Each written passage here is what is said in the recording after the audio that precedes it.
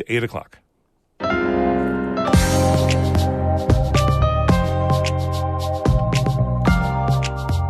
Good morning. This is Northern Light for Tuesday, October 17th. I'm Monica Sandreski. And I'm Todd Moe. As the crisis in Israel and Gaza escalates, we'll sit down with a Jewish family in the North Country about how they're coping and asking questions together. Why and how did it start? What are they going to do with all those kidnapped people? Are they going to murder them, torture them, or let them free? Those are scary questions. Also, 4 flood resiliency projects are complete along the St. Lawrence and Oswegatchie rivers. Some leaders in Ogdensburg are annoyed the city had to put up so much money for them. Now we've gone from a project of $400,000 city expense to our community now will have the burden of $4.3 million.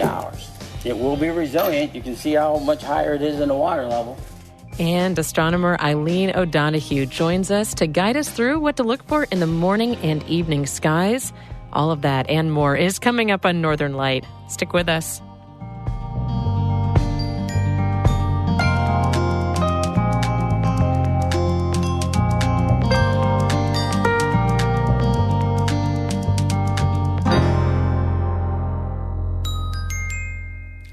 Broadcast of Northern Light here on North Country Public Radio is supported by St. Lawrence Health, whose affiliation with Rochester Regional Health means more patient access to specialty care.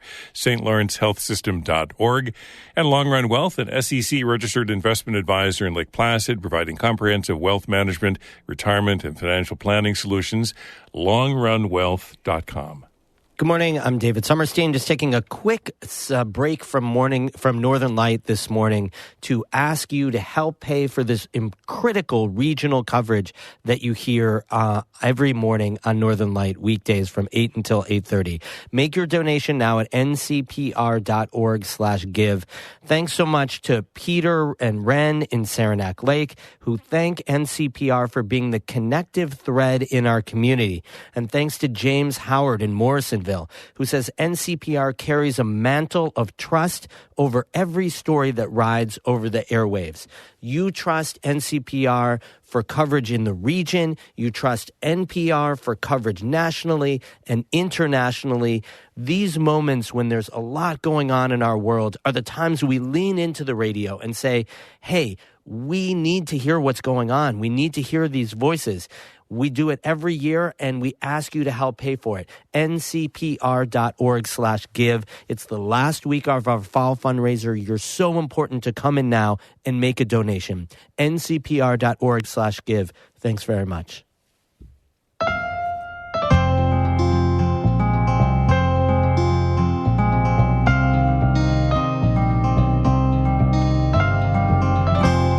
This is Northern Light. I'm Monica Sandreski. And I'm Todd Moe. The crisis in Israel and Gaza continues to escalate despite humanitarian and diplomatic efforts. We're going to spend some time with a Jewish family in the North Country as they try to help their young children understand and cope with what's happening. NPR's Brian Mann has this story. When the terror and violence in Israel and Gaza began, things moved really fast for Ronnie, whose family is mostly in Tel Aviv. Her phone went crazy with texts and phone calls. So I just had a visceral turn on the news. Something happened in Israel, something real. Ella was up, so I didn't intend for her to hear. Ella is 8 years old. Sitting on the edge of the couch next to her mom, she says she wants to know what's happening. I kind of been sneaking in watching on the news with my parents, but my parents don't want me to. Because, there's guns, rockets, and all that stuff, shooting through houses. Here's a quick introduction. Ronnie is in her 40s. She's Israeli-American. She and her husband, James, he's in his 50s, live in a college town in upstate New York. They have 3 kids, Ella, who you've met, Aviv, who's 9, and Zoe, she's 11 and a half. They invited me to sit with them in their living room and listen to how they're talking as a family about the terror attack and the war. And right away, the kids kind of take over. They have a lot of questions. Here's Zoe. Why and how did it start? And this is Aviv. What are they going to do with all those kidnapped people? Are they going to Murder them? Torture them? Or let them free? Those are the scariest questions. One thing the kids really want to know, will the violence reach their family members in Israel? Is there a chance that it will spread to Tel Aviv? Are you worried about Savta?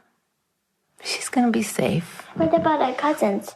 Ronnie and her husband James say answering these questions is painfully complicated. More often than not, they just don't have answers. We're not hiding the fact that there is a war going on, but some of the more detailed parts of it, yeah, we are protecting them from that. But sometimes the boundaries set by the parents break down, like this moment when Ella speaks up. So, you know how, Gaza snuck in through the gates? How'd people not notice a big group of people climbing, going over a gate?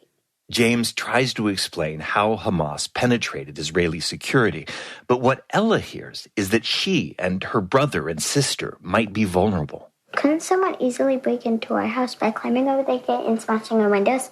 James leans into Ella, holding her, and says their family dog will keep them safe. Then Bailey would bark like a maniac and alert us. She barks at everything. It's the kind of thing you say to a child, part hope, part fairy tale, and it works. The kids laugh and seem to relax. But Ronnie, their mom, is on edge. She hates the fact families like hers, Jewish and Palestinian, are having these conversations. It might seem odd maybe to American families. Why would you be talking to your kids about hostages? This is terrible. But again, as an Israeli and I'm sure a Palestinian, it's so much part of your fabric of life, unfortunately. I asked Zoe and Aviv and Ella to tell me how much of all this they understand, what kind of picture has formed in their minds. Gaza was originally part of Egypt, I'm pretty sure. And then Israel took over it, and it's trying to rebel, so that's why it's attacking. It all started 100 million gazillion years ago. It is. They didn't like each other. While they talk, I watch Ronnie watching her kids, and it's clearly agonizing. It's hard to find the balance of how much to shield them. I want to frame it for them in a historical way, but you can see it's a little bit of a mush, right? Something sticks and it's a salad, and so you don't really know how to do it well, and all I can do is slowly expose them to more of the complexity and also tell them things that are not complicated, like killing civilians is never right, ever, whatever side. That is something that's human and we can connect on that. So, yeah, I wish I knew how to do this better, or that I thought about it more carefully before I needed to really face it. But I didn't, and I should have. It's getting late, close to bedtime. As we wrap up, I ask the kids what they hope will happen now. Ella says she wants the hostages held by Hamas to be rescued, but she sounds doubtful. Do we know where people are hiding them, or have we had suspicions on where people are? We can't know. I don't know. Then Aviv chimes in and says he just wants all the fighting to stop. I'd wish for a tie, so neither one wins and neither one loses. It's because if one wins, the other one's going to be extremely harmed. And that's not okay. If the other one wins, then the other one's going to be extremely hard. We don't want that. We want a tie. For Ronnie and James, this is maybe the hardest thing to explain to their children, that this isn't over. There are more ugly days ahead. Knowing what's going to happen in Gaza and being very, very scared for the Palestinians. I mean, terrified. And also being terrified for yourself, because inevitably anti-Semitic attacks rise on Jews when this happens. The one thing Ronnie and James insisted on before inviting me to share this conversation is that I not use their last name or take photographs. Ronnie tells me it's important that people understand this too is part of what they have to share with their children, that Jewish families have to be cautious and wary, even here, half a world away from Israel and Gaza. Ryan Mann, NPR News, New York. This story first aired on NPR's Morning Edition yesterday. New York Governor Kathy Hochul is heading to the White House this morning for a briefing before she departs for Israel. She's scheduled to return to the States on Friday.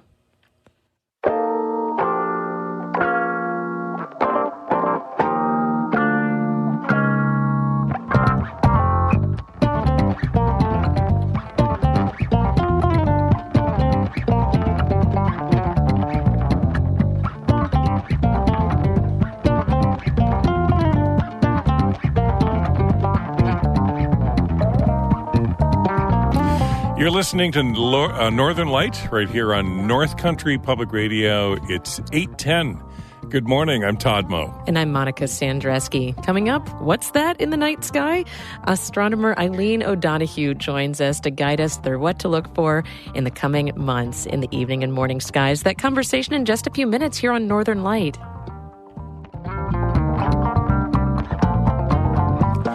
Northern Light is supported by Adirondack Land Trust, working with communities to protect trails and open spaces for the benefit of all, AdirondackLandTrust.org, and Citizen Advocates, offering the North Country mental health, addiction, and housing services, plus crisis care, job training, and more. CitizenAdvocates.net/124. Good morning. It's David Summerstein, news director here at NCPR, just taking a quick break from Northern Light to remind you to make your donation now for our fall fundraiser, ncpr.org/give. And I want to just return really quickly back to that story we just heard by Brian Mann. It encapsulates everything that is important and essential about public radio at this moment. This is a connection between a huge, complicated issue going on half a world away in Israel and Gaza, done by a national reporter, Brian Mann, who used to work for North Country Public Radio, about a North Country family really grappling with this issues. The mother, the father, the children, trying to make sense. And we hear that on the radio because your donation makes it possible. Please make a donation now at ncpr.org/give. Your neighbors are doing it.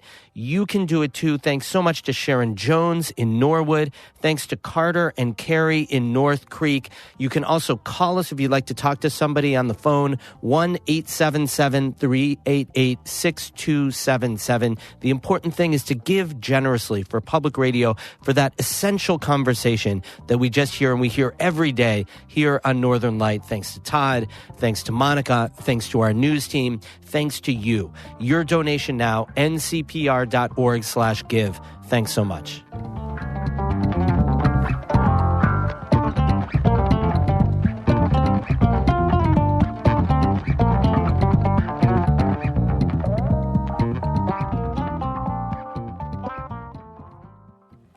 State officials traveled to Ogdensburg Friday to celebrate the completion of 4 flood resiliency projects. The renovations along the St. Lawrence and Oswegatchie rivers are designed to protect from flood damage and provide more space for recreation. Catherine Wheeler was there for the official opening.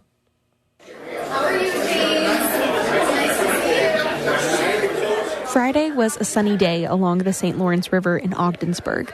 State and local officials gathered near the gazebo that they were concerned was going to fall into the river after flooding in 2017 and 2019. We realized then that building back what was there was not sufficient. That's New York State Office of General Services Commissioner Jeanette Moy. We had to adapt. We need to meet the challenges of the new normal and build back stronger with climate resilience in mind. Ogdensburg got $8.3 million from the state's Lake Ontario Resiliency and Economic Development Initiative for 4 construction projects. They include protecting the shoreline along Morissette Park after erosion and damage to the seawall threatened the park's future. A chunk of land by the river was raised by a couple of feet.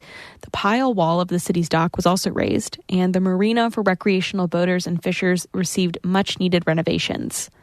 The Department of State's Stephanie Wojtewicz said these projects also hope to improve recreation along the river. And then the great work at the Greenbelt Park and the Maple City Trail.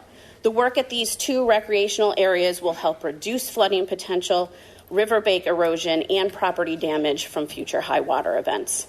And the area behind that Maple City Trail was elevated, and the existing damaged trail has been rebuilt and landscaped so that visitors and residents can again use this area. Ogdensburg Mayor Jeff Skelly said he's happy the projects have been successful, but the city did have to contribute $4.3 million of its own money when issues arose, like building a new playground and tennis courts and replacing sheeting under the water line that had been destroyed. And now you have to have $1.4 million to put that sheeting in. Now we've gone from a project of $400,000 city expense to our community now will have the burden of $4.3 million. Now, this is beautiful. It will be resilient. You can see how much higher it is than the water level. But Senator Mark Walczak said this type of state support can make a big impact for small local communities. Ogdensburg is one of those places that it's the first impression that Canadians get when they come not just to our state, but to our country. And this is exactly the type of project that we're looking for from the state of New York to well represent the Empire State. After speaking on the Visitor Center's patio, lawmakers and officials walked along the waterfront, looking out at the St. Lawrence and across to Canada. 2 anglers pulled into the new dock with their catch. Of the 135 state projects designed to fortify shorelines on Lake Ontario and the St. Lawrence River, 67 have been completed so far. Catherine Wheeler, North Country Public Radio in Ogdensburg. An addiction treatment group with facilities in Malone, Messina, Tupper Lake, and Saranac Lake will get more than $600,000 in state funding. St. Joseph's Rehab Center is one of 8 treatment centers around New York to receive funding. It's part of a $2 billion payout in settlements that the Attorney General has reached with opioid manufacturers in recent years. St. Joe's provides addiction treatment, supportive housing, residential care for veterans, and other addiction recovery services around the North Country. 2 men are dead and 2 others injured after a hunting cabin in the southern Adirondacks burned down over the weekend. The cabin was in the Herkimer County town of Forestport. According to the Albany Times-Union, the 2 men who escaped the blaze had to drive an ATV 8 miles to a nearby home to call for help. The 2 other men who were killed in the fire were from Saratoga County. One was in his mid-60s, the other in his late 70s. Police say they're investigating the cause of the fire, though they believe it may have been sparked by the wood stove in the cabin. And a new sustainably built trail opened last weekend in the Adirondack High Peaks. The 1.5-mile-long trail leads to the summit of Mount Joe near the Adirondack Lodge, which is the busiest trailhead in the entire state. Sustainable trails like the one up Mount Joe feature more switchbacks and less steep inclines to avoid erosion. The project was led by the Adirondack Mountain Club and took 3 years to complete. Mount Joe sees an estimated 15,000 hikers each year. The summit offers views of Heart Lake and many of the Adirondack High Peaks.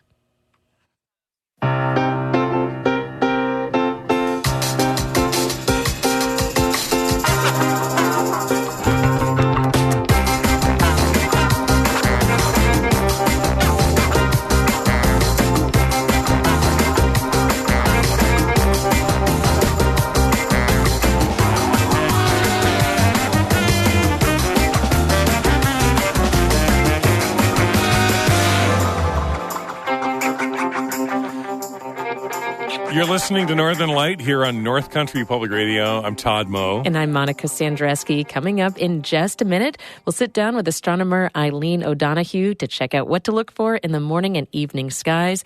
Then stick around after the show for Bird Note coming up at 8:42. But first, I want to step in with a quick update on our fall fundraiser. So far, listeners have helped the station raise almost $234,000. It's just incredible. We are trying to reach our $350,000 goal, and it's only possible when you pick up the phone and call now at 877-388-6277. Join with Valerie Goff in Kingston, Ontario, who says NCPR is wonderful and she doesn't know what she'd do without it. Valerie, I am right there with you. I feel exactly the same way. It is such an essential community resource to me, and it's my go-to for all sorts of stories and information in the news that I rely on for living in the North Country and understanding my neighbors better. People have given so far. All these neighbors have given so far in the fund drive. Now they are handing that baton off to you and asking you to give next and to make that donation, to give generously and to lean into that spirit of wanting to do something for your community. This is an important way to do it. Give now online at ncpr.org/give or call 877 388-6277. And thank you so much for your support. Before we head into our conversation with Eileen O'Donoghue, I know Todd has an update on the weather for us. Well, I saw Jupiter early this morning when I got up under clear skies, and then the clouds rolled in. I didn't get to see Venus on my ride in, but who knows? Partly to mostly cloudy skies today and tomorrow, and highs in the 50s. The next couple of days, lows in the 40s, and light winds out of the north. It is 2 weeks from Halloween. Yes. And, yeah. This celebration that we have that we don't know is based in astronomy. It's all based on astronomy, right? Everything. Yes. So yeah, we're coming up on Halloween, All Hallows Eve. The Celts call it Samhain, and it's a cross quarter day, and that means it's about halfway between the autumnal equinox and the winter solstice. And the Celts began their seasons on the cross quarter days. Of course, the solstices and equinoxes are the quarter days. Mm-hmm. And so this would be the beginning of Celtic winter. And so since I grew up under the Gregorian calendar, I celebrate Gregorian winter. And so I'm not going to start winter until December 21st. I mean, I may have a Celtic heritage, but there are limits. Right. But then I go with the Celts for spring, which starts on February 2nd. So, yes, we celebrate it, not just with Halloween, but then we also fall back with our clocks. And we wait a long time into the fall to fall back because of Halloween. We don't want the trick-or-treaters out in the dark. So we keep the light in the evening for them. The Chamber of Commerce and Congress. Yes. And, okay. Yes. November 5th. Yes, we'll change it. 2 a.m. November 5th. So the latest sunrise of the entire year is going to be on November 4th. The sun won't rise until 7:42.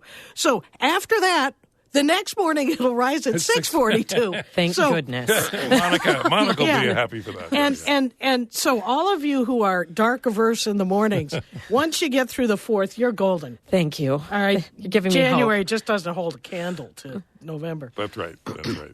So, but since it's dark so late in the morning, you have a chance to see Venus and Jupiter. And the cool thing about Jupiter right now is you can see it in the morning and in the evening because it's north of the equator.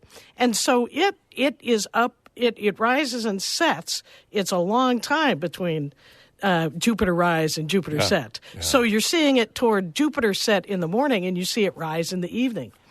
And so that's very exciting. So Jupiter is hanging out in Aries, and so